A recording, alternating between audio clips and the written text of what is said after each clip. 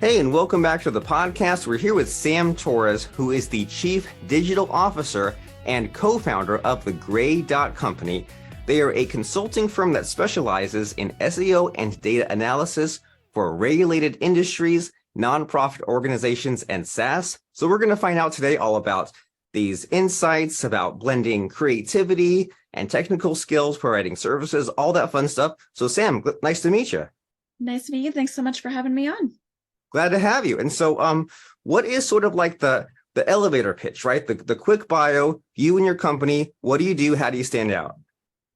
So we kind of have two different arms. So the first would be your more classical technical SEO and strategic SEO services for helping to rank higher on Google.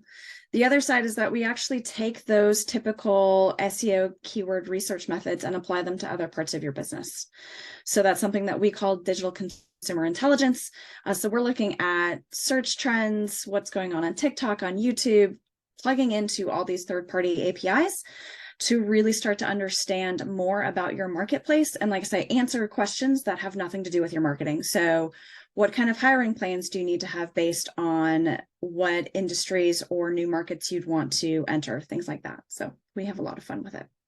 Amazing. And you know, sometimes you come across some kind of a company where they have a YouTube channel or like LinkedIn articles, and some of the things they post, I'm like, wow, they always have like fresh ideas. They're not just cranking out the keywords, not just coming up with like 50 videos. They always have like really good hooks and really like well-developed content. So I imagine that all of this kind of recurring deep thinking, connecting the APIs, looking at the trends kind of helps to really like have that ear to the ground, or to be kind of like ahead of the marketplace, right? Be kind of having those discussions where you look like a thought leader instead of a follower. Exactly. That's probably one of the biggest things about search volume. It's incredible data. The amount of data that we get really for free with it is just phenomenal. However, it's always going to be historical. So it's always going to be looking back, and it doesn't really give you the ability to look forward.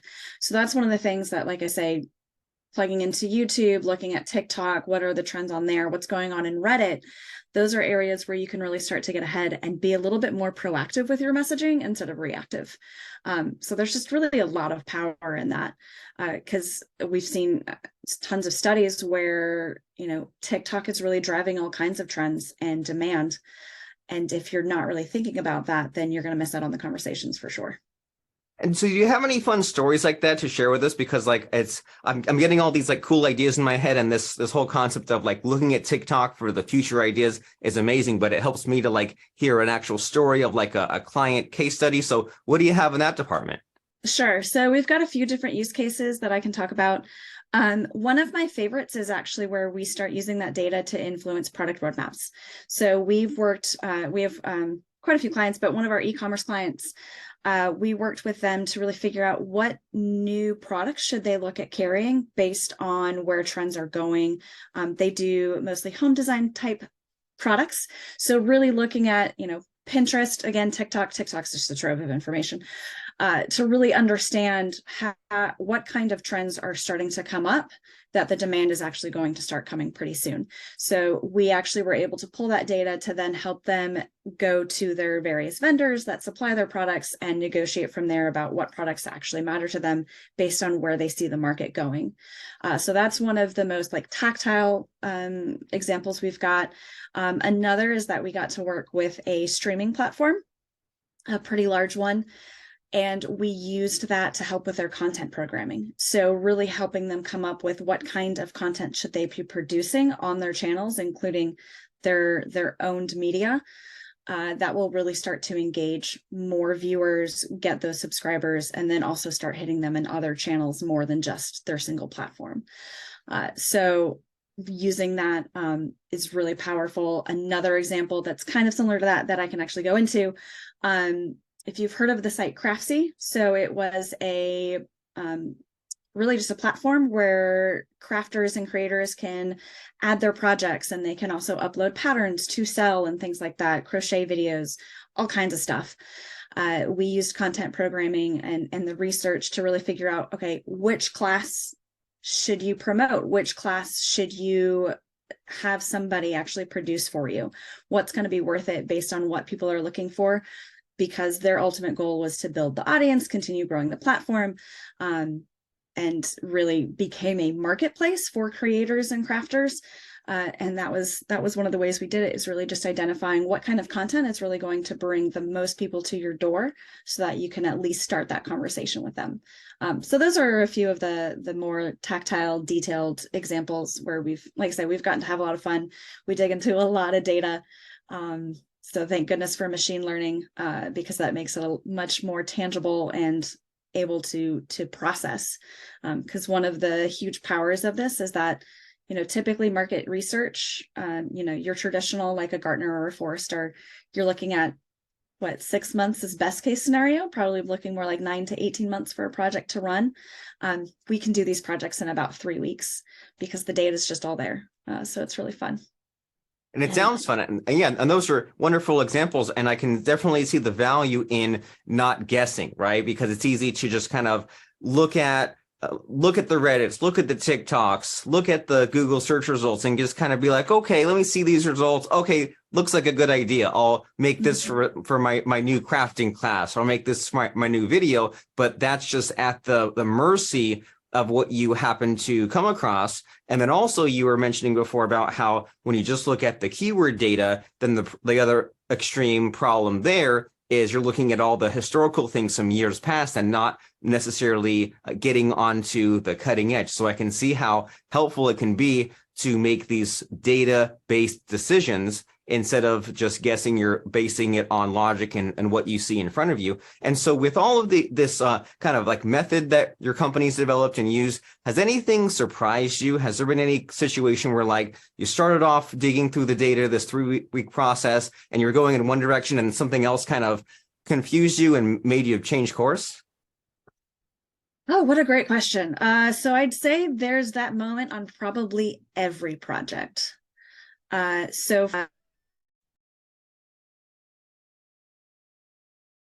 My camera just went out, so sorry.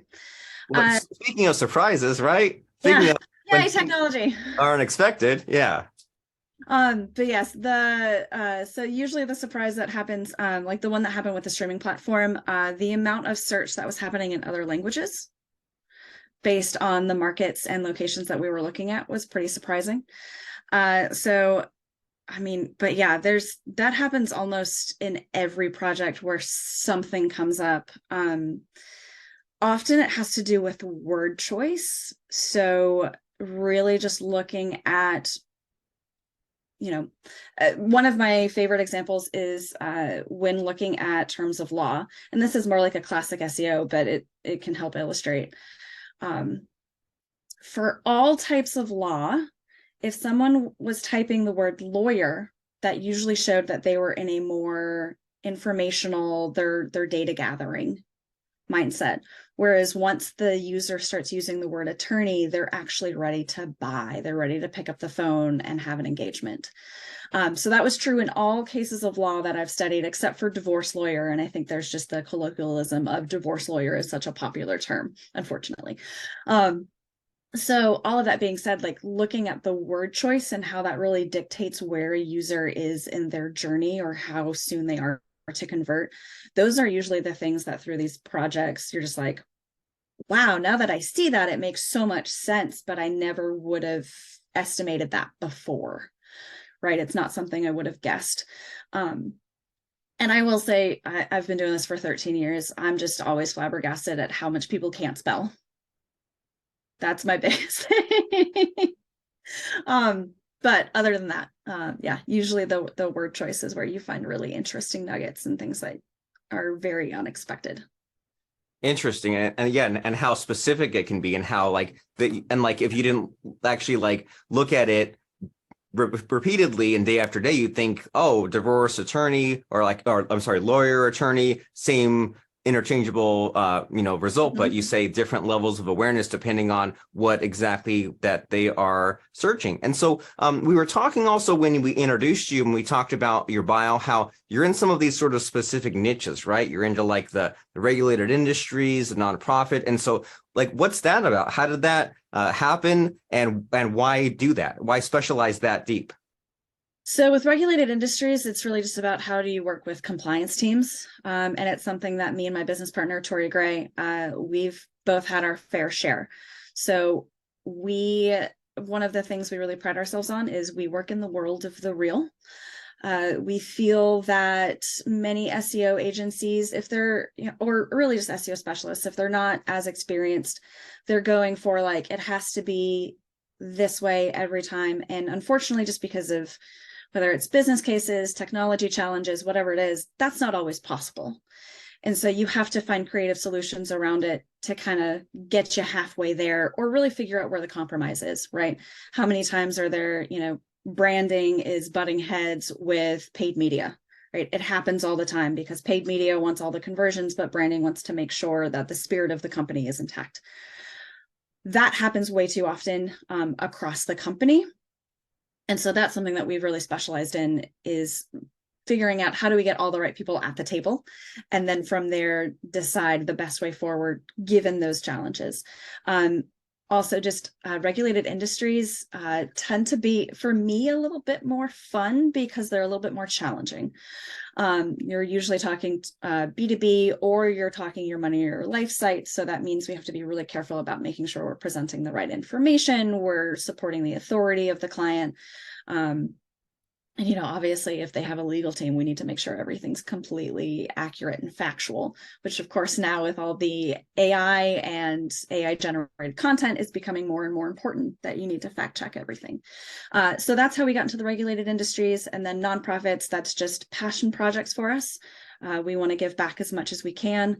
And then we also do a lot actually in the tech space, especially, SaaS products, but cutting edge tech.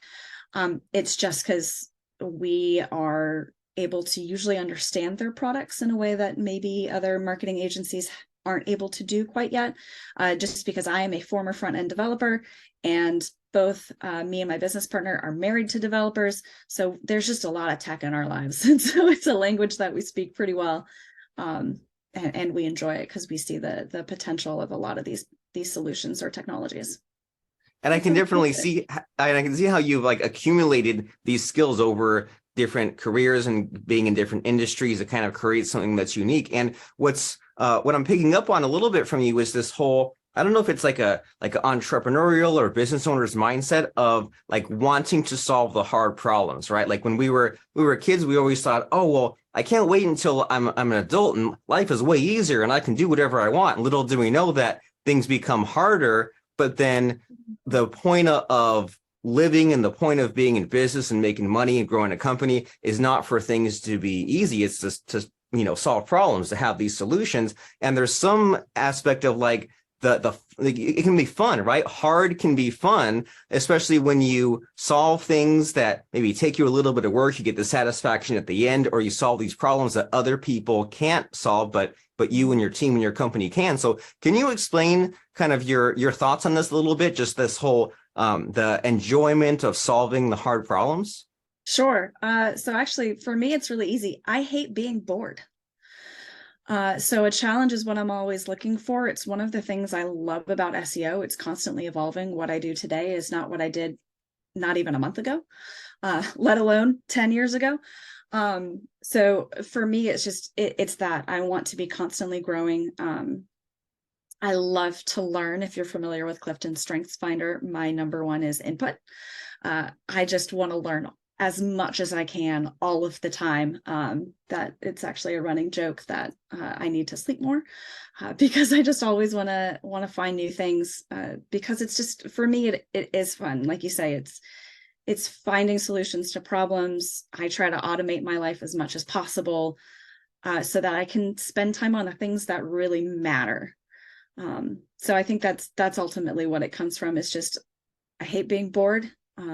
And I want to be able to go play Roblox with my 6-year-old and not have to worry about deadlines. So I think that's something we can all pay attention to and listen to, is using boredom as a motivator to automate, to focus, to get the work tasks done in a reasonable amount of time. That way we can leave it there, that way we can go and have fun, do the important things with our family, and just kind of have that always continuous intake And so that way you can be always growing and always moving on from, like you said, what you were doing a month ago or 2 months ago, and just always be doing something new. So that way life is not always the same every week, because who wants that? Who wants that kind of repetition? That seems like a recipe for a life that just flies by. And we want to have an adventurous life with all its ups and downs and everything that comes along with it. So along those lines of avoiding boredom and going into the next opportunities, is there anything upcoming that you feel like sharing about you and your journey and your company? Anything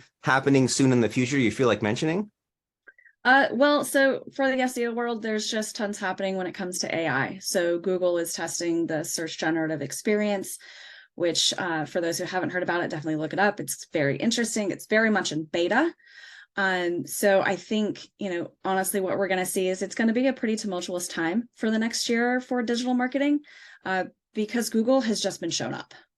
They've been having a hard time, but OpenAPI came out with ChatGPT. And then Microsoft got in on that, and it's integrated into Bing. So I would say just kind of buckle up and be ready for a bumpy ride for anybody who's in marketing, and especially in the digital space, because the game is currently being rewritten, and we're not sure exactly where things are going to fall out. I'm also most interested to see how the public responds to AI, right? We've already seen that kids are getting kicked out of college for using ChatGPT to write their papers. We've seen lawyers getting disbarred because it wrote their closing remarks, which, I mean, obviously was pretty silly on the lawyer's part. Like, do your due diligence for sure, right? So what I'm concerned about is that all this AI, which is very exciting and could bring us closer to our own humanity. I think there's a really real chance of it actually furthering us from our humanity. So it's going to be really interesting to see how all of that plays out. And like I say, where the public kind of comes out on trusting it, because we're seeing all these errors and non-factual information come out. But obviously there's no litigation, there's no precedent on how these things are handled. So it's going to be interesting, and I certainly will not be bored over the next year. Great. Just dealing with that. Interesting is good, and exciting and newness is good, and it seems like with any new technology, with whether it's AI, social media, there's always two sides of the coin, right? You could be one of those people that doesn't know how to use it, or that ignores it to your own peril, or uses it for the wrong thing, like social media distancing us instead of bringing us closer together. So there's always the two paths that can be taken, and so that's just a good reminder, lesson for me hearing from you to embrace that change and to be excited about all the new layers of SEO rules they pile on, or the arms race with Google and Microsoft and who knows who else with AI. And so exciting times ahead. And so if someone is impressed by the advice you gave today and they want to reach out to you, find out more about your company, what you can do, what's the call to action? What's the next step web address? Sure. So you can go to our website at thegray.company. So it's THEGRAY.company. Or you can always reach out to us on Twitter. We're very active at gray.co. Fantastic. The gray.company. And as we wrap up our conversation here, Sam, I always like to put my guests on the spot and ask them at the very end about advice you wish you'd gotten 20 years ago. It's kind of a brain teaser kind of question. So if I ask you, is there any advice you wish you'd gotten 20 years ago? What do you have to say? Really, especially for those who are trying to grow in leadership, the key is authenticity. Trying to be your own authentic self is how you're going to be most successful as a colleague, as a manager. When you are trying to adopt somebody else's leadership style or emulate someone else, it's always going to come off as inauthentic, because it is. So really just, take the time to figure out who you are and how you want to lead, how you want to influence, I say, would also be the most important part. Because authenticity is going to be what really allows you to build a great team or have solid connections. And those connections are really the biggest part of your career. It is all about who you know and being in the right time at the right place. I think I flipped that, but yeah, be authentic is something I wish had been stressed to me in my younger years. Great advice. So we should be seeking that inner authentic self and valuing people, being a good leader, inspiring others. And if you out there in podcast land say, okay, I need my company to accurately express what we do. I need to be tapped into the latest SEO trends and artificial intelligence and know that I'm doing everything right. You need to go right now to thegray.company and check out what Sam and her team can do for you. So get that conversation started. Contact them right now. Go ahead, do it right now. We'll see you over there. And Sam, super great speaking with you. I appreciate you. Yes, thank you so much. This was fun.